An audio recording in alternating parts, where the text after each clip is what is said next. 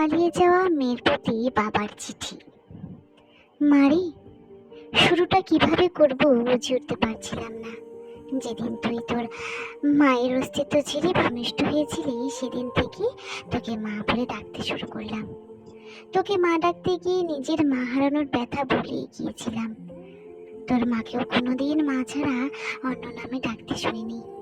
বিদ্যালয়ে প্রথম দিন শিক্ষক তোর নাম জিজ্ঞাসা করেছিলেন।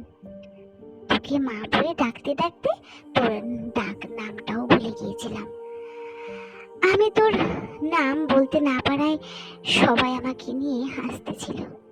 তাই চিঠির উপরে তোর নামের জায়গায় মা লিখেছি।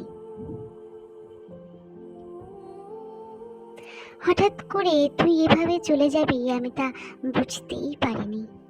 ছেলেটা যেদিন বাইরে ব্যাগ হাতে তোর জন্য অপেক্ষা করছিল, কখন তুই দরজা খুলে বাইরে বের হয়ে আসবি, আমি তখন ভেতরে বসে স্রষ্টার কাছে প্রার্থনা করছিলাম, আর কতটা ভালোবাসতে পারলে তুমি আমাকে ছেড়ে চলে যাবে না। তুই ঘরে বসে ভাবছিলি আজ যেতে না পারলে ছেলেটার কাছে ছোট হয়ে যাবি, আর আমি ভাবছিলাম তুই চলে গেলে সমস্ত পিতৃজাতির কাছে কি করে মুখ দেখাবো। জানিস মা, তুই তোর 3 বছরের ভালোবাসা খুঁজে পেয়েছিস, কিন্তু আমার জীবন থেকে 20 বছরের ভালোবাসা হারিয়ে গেছে। মারি, প্রত্যেকটা বাবা জানি রক্ত জল করে গড়ে তোলা মেয়েটা একদিন অন্যের ঘরে চলে যাবে। তারপরও একটু কৃপণতা থাকে না বাবাদের ভেতরে। বাবাদের ভালোবাসা শামুকের কলসের মতো। মা বাহিরটা শক্ত হলেও ও ভেতরটা খুব নরম হয়ে থাকে। বাবারা সন্তানদের কতটা ভালোবাসে তা বোঝাতে পারে না, তবে অনেকটা ভালোবাসতে পারে। জানি মা, আমার লেখাগুলো পড়ে তোর খারাপ লাগতে পারে, কি করব বল। তোরা তো যৌবনে পা রাখার পর চোখ নাক কান সব কিছুর প্রতি বিবেচনা করে প্রেম করিস, কিন্তু যেদিন জানতে পারলাম তুই তোর মায়ের গর্ভে অবস্থান করছিস, সেদিন বুঝতে পারিনি তুই কালো না ফর্সা হবি, ল্যাংড়া না বোবা হবি। কোনো কিছুর অপেক্ষা না করে তোর প্রেমে পড়েছিলাম, তাই এত কিছু লিখলাম। আমি জানি মা, তোদের সব সন্তানদের একটা প্রশ্ন, বাবারা কেন তাদের ভালো লাগা তাকে সহজে মানতে চায় না। উত্তরটা তোর ঘাড়ে তোলা থাকলো, তুই যেদিন মা হবি সেদিন নিজে নিজে উত্তরটা পেয়ে যাবি।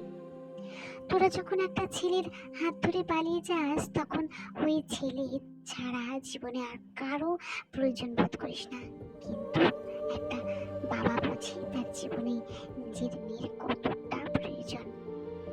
যেদিন তোর নানুর কাছ থেকে তোর মাকে গ্রহণ করেছিলাম, সেদিন প্রতিজ্ঞা করেছিলাম যে যদি মেয়ে হয় তাহলে নিজের মেয়েটাকে তার স্বামীর হাতে তুলে দিয়ে কন্যাদানের দায়িত্ব থেকে নিজেকে হালকা করব। তাই তোর প্রতি এত অভিমান। মারে, বাবার উপর রাগ করিস না। তোরা যদি অল্প দিনের ভালোবাসার জন্য ঘর ছেড়ে পালাতে পারিস, তবে আমরা 20 বছরের ভালোবাসার জন্য বেপরোয়া হব না কেন? বাবারা মেয়ের সন্তানের জন্মের পর চিন্তা করতে থাকে নিজের মেয়েটাকে সুপাত্রের হাতে তুলে দিতে পারবো তো।